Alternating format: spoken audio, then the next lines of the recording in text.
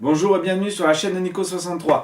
J'ai un petit peu la voix cassée à force d'avoir été un peu traîné dans la neige avec le Transalp. D'ailleurs je m'excuse vraiment pour le son qui est vraiment dégueulasse sur la vidéo. J'essaierai d'en refaire une. Donc aujourd'hui on va parler de la MBK 51, tout du moins de sa peinture. Parce que j'ai vraiment eu des déboires avec la peinture. J'avais vraiment envie que ça avance plus vite pour pouvoir déjà attaquer le remontage, etc. Donc ce qui s'est passé, c'est que j'avais envie de essayer de lui retrouver sa peinture d'origine. Ce qui a été un petit peu compliqué parce qu'on ne savait pas trop ce que c'était la mienne, si c'était une Lee Cooper ou pas. Il y avait plein de trucs qui concordaient, oui ou pas. Enfin bref, si c'était une MBK S ou pas, ou simplement une MBK normale. D'après l'ancien proprio, les jantes qu'il y avait sur la MBK n'étaient pas d'origine. Ce qui laisse penser que c'était pas une S, c'est simplement peut-être une MBK 51 normale, mais la peinture concordait pas trop. Donc j'ai réussi à retrouver une peinture d'origine MBK 51, les bleus, qui était une MBK, qui était une peinture bleue, on appelait ça bleu Europe ou bleu transparente. Je m'étais fourni du coup chez VSX en me disant que c'est des bombes du coup qui sont faites où ils assurent le coloris de la peinture, qu'ils ont été créés sur mesure. Ça se présente comme ça, c'est des petites bombes Mobispray. Voilà. Je n'aurais jamais dû acheter cette bombe là parce que pour moi c'est impossible de faire quelque chose de propre, du moins avec cette couleur qui est le bleu transparent. J'ai acheté que deux bombes parce que je me disais que ça allait suffire, qui avait écrit que c'était à fort pouvoir couvrant, qu'elle pouvait passer entre 10 et 25 degrés et entre 50 et 75 d'humidité. 75 d'humidité qui est plutôt haut hein, quand même. Du coup, moi je l'ai passé dans mon garage. Ici, je suis quand même... mon garage est semi-enterré, donc la chaleur est souvent ambiante. J'avais mis en plus un chauffage d'appoint, donc je tournais aux alentours des 17-18 degrés au moment où j'ai peint la mobilette. Et souvent, je fais un petit peu chauffer mon réservoir, même avant de peindre, et je trempe mes bombes dans une bassine d'eau chaude. Tout simplement, pourquoi pour moi en bombe c'est impossible à passer, parce que pour moi, elle n'avait pas du tout le pouvoir couvrant qui était dit sur le site. Ce qui semble logique, c'est un bleu transparent, bleu Europe. Pour pouvoir à mon avis arriver à la teinte voulue, il faut plusieurs couches. Ce qui veut dire que à la bombe c'est quasiment impossible, même avec les différentes buses. J'avais réussi à avoir une première couche à peu près propre. Voilà, mais il y avait quand même encore des nuances de bleu plus foncé, etc. Alors que j'avais fait bien attention, que j'ai quand même... c'est pas la première fois que je peins à la bombe comme ça. Et pour moi, j'en ai parlé du coup avec un ami. Et il m'a dit, même celle-là, au pistolet, ça doit pas être facile. Surtout que sur la mobilette, il y a plein de recoins. Il faut faire attention de pas trop charger à plus à un endroit qu'un autre. Du coup, j'ai fini mes deux bombes. En finissant mes deux bombes, j'avais à peine fait le cadre de la mobilette. À peine. Et il fallait au moins une deuxième couche, quoi. On va dire qu'il était fait à 60%. Et j'avais pas peint les carters, j'avais pas peint la fourche, j'avais pas peint le bras oscillant. Donc qu'est-ce que je fais? Je me dis, ah là, donc je recommande deux autres bombes. Et là, donc pareil, on les prépare bien, on les secoue, tout pareil. Et là, je commence à mettre ma deuxième couche. Il y a une semaine, plus d'une semaine d'écart entre les deux. Donc le temps de séchage est respecté. J'arrive sur la même température. Et là, la deuxième couche n'est pas du tout passée comme il faut. J'ai eu une réaction avec l'autre couche. J'aurais dû prendre des photos, mais j'en ai pas prise. Je vous montrerai sur mes carters après. Il y a des endroits du coup où la peinture s'est mise à très bien se poser, elle était bien tendue. Et au séchage, eh ben, elle s'est rétractée un petit peu sur elle-même. Elle a fait des trucs difformes, voilà. Alors je précise que j'avais avant donc renettoyé, on dégraisse aussi la peinture pour éviter toute la carrosserie, on dégraisse aussi le réservoir pour éviter toutes les traces de silicone, vu les traitements qu'il y a eu avec, pour pas que ça interagisse. Mais du coup, pour pouvoir avoir cette teinte uniforme, on est obligé de charger plus ou moins à certains endroits pour arriver à avoir un bleu uniforme. Ce qui est du coup quasiment impossible. Mais le pire dans tout ça, c'est que j'ai eu j'ai eu une des bombes parce que j'en ai acheté 4, où quand j'ai commencé à propulser, la teinte n'était pas la même. J'ai même eu des traces de noir dedans. C'est-à-dire que j'ai peint, et à un moment j'avais du noir, comme si de la peinture noire qui sortait de la bombe. Et j'avais des taches noires du coup à plusieurs endroits sur la carrosserie. Alors ça, c'est la première fois de ma vie que je vois ça. Donc soit la bombe a été mal mélangée, mal faite, enfin je sais pas. Des bombes sur mesure, j'en ai fait un paquet. Voilà, souvent je les ai faites chez Laurent. Et ça ne m'est jamais arrivé. Donc très déçu, surtout qu'une bombe Mobispray comme ça coûte 23 euros. Donc suite de l'aventure, je me suis dit je peux pas rester comme ça, la peinture est pas belle, il y a des nuances. Au soleil ça va se voir, ça va être horrible, même s'il n'y avait pas de coulure, etc. En plus j'avais des taches de noir à l'intérieur de la peinture, on ne sait pas pourquoi. Et donc je me suis dit c'est bon, j'abandonne, je la passe en noir. Donc en noir, j'ai regardé, ça restait une couleur qui s'approchait de l'origine. On remettra les autocollants MBK 51 qui sont une espèce de vague plus ou moins orange. Et voilà, je me suis dit bon, on fera comme ça, on arrête les frais. Et donc cette fois-ci, je suis, parce que ça, entre-temps la température s'est rafraîchie, et je m'étais dit cette fois, descendu chez un ami, et je suis allé dans sa cabine de peinture qui m'avait fait chauffer à l'avance. Donc on avait bien réglé le taux d'humidité et j'étais à peu près à 22 degrés. Et là, je prépare toute ma mobilette, donc ponçage à l'eau à 250 pour que ça raccroche un peu partout, puis à 300. J'attaque la peinture et là, qu'est-ce qui se passe sur les endroits où on avait poncé à certains endroits selon les couches de la peinture que j'atteignais plus ou moins, et elle a fait une réaction. Elle a réagi à l'autre peinture. Alors du coup, c'était pas possible. Moi qui venais de sabler la mobilette, j'étais fou. Je pouvais plus la peindre. Donc on a essayé avec mon collègue dans la cabine différentes sortes de peintures. Donc que ça soit le vernis, que ça soit la peinture ou que ça soit un autre après, parce que les endroits j'avais remis un petit peu d'après. Et ça réagissait à chaque fois. N'importe quelle peinture qu'on remettait sur celle de VXX dessous, selon les couches qu'on atteignait de la peinture, parce qu'il y a des endroits où même la peinture n'avait pas bougé, c'était celle que j'avais posée, et là elle avait plus d'un mois de séchage entre temps, quasiment. Et la peinture réagissait.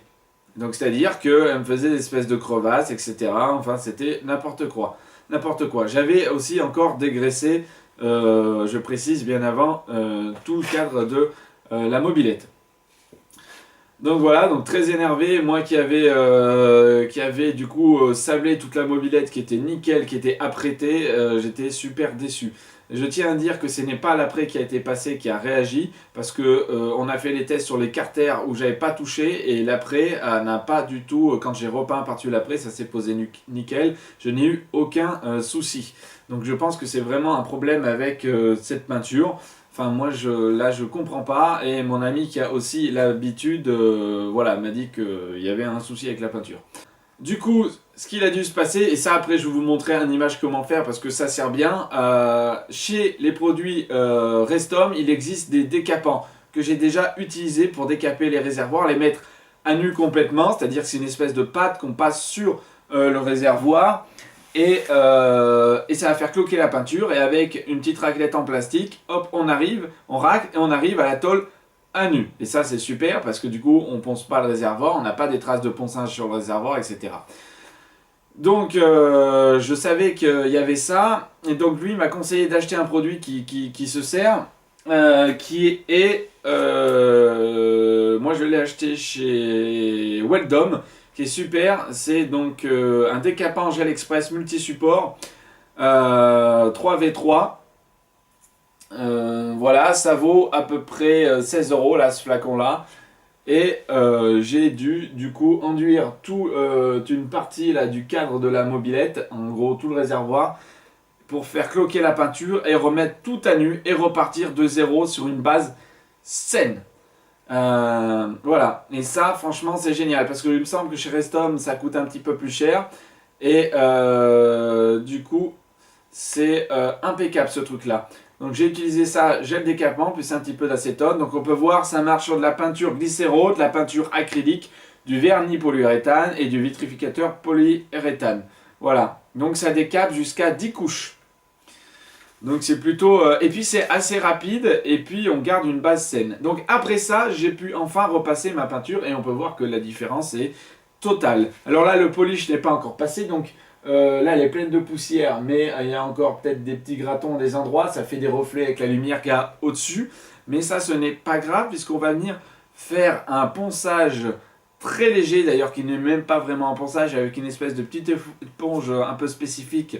Donc ça, c'est mon ami qui va venir la faire, je ne l'ai pas là pour vous la montrer, et avec une espèce de ponceuse excentrique, une policheuse excentrique, et on va du coup rendre la peinture vraiment nickel. Donc là, elle est propre, mais elle sera encore plus nickel.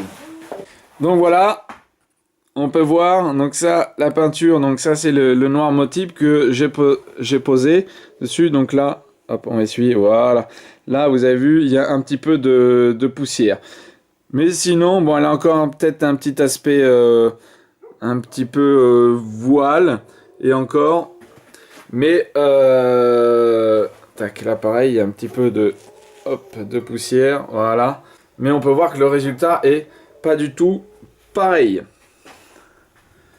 Sachant que là, la peinture est sortie brute, il y a 3 couches de vernis, et on va pouvoir venir du coup policher et rattraper tous les petits défauts qui peut y avoir. Donc là, je sais pas si on voit bien comme il faut. Voilà, là on posait le noir, hein, et là c'est l'après qu'il y avait dessous. Voilà. On a fait des tests aussi dessus, et on peut voir que donc l'écarter avait été mis bleu. Regardez ce que la peinture a fait. Donc là elle est sèche, mais elle a craquelé. C'est bizarre, comme si on l'avait raclé ou quoi que ce soit. En fait, on posait la peinture et on revenait plus tard, et voilà, le noir par-dessus la peinture VSX. Donc il a fallu tout décaper. Donc je vais vous montrer comment fonctionne le décapage. Vous allez voir, c'est assez simple. Hop, on va mettre les gants parce que c'est quand même des produits extrêmement corrosifs.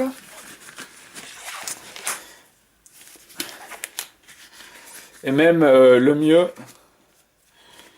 c'est que je vous conseille de porter un petit masque. Bon, ça c'est pas le mieux, mais ça fait toujours l'affaire. Après, je vais utiliser, là j'ai des petits pinceaux, j'en ai 3. J'en ai que je vais utiliser pour l'acétone. J'en ai que, hop, je vais mettre un petit chiffon à côté. Tac.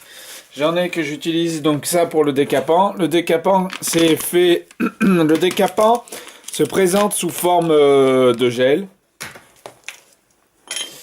Tac, on va voir ça assez facilement. Donc moi, tac, je fais couler. Tac, voilà, une bonne partie. Il faut mettre une bonne couche. Voilà, dessus. Tac. Donc là, on voit bien que la peinture a réagi au produit. Hein, vous avez vu, ça cloque complètement la peinture. Et alors, quand je vais venir gratter avec la cale, vous allez voir, tout va partir.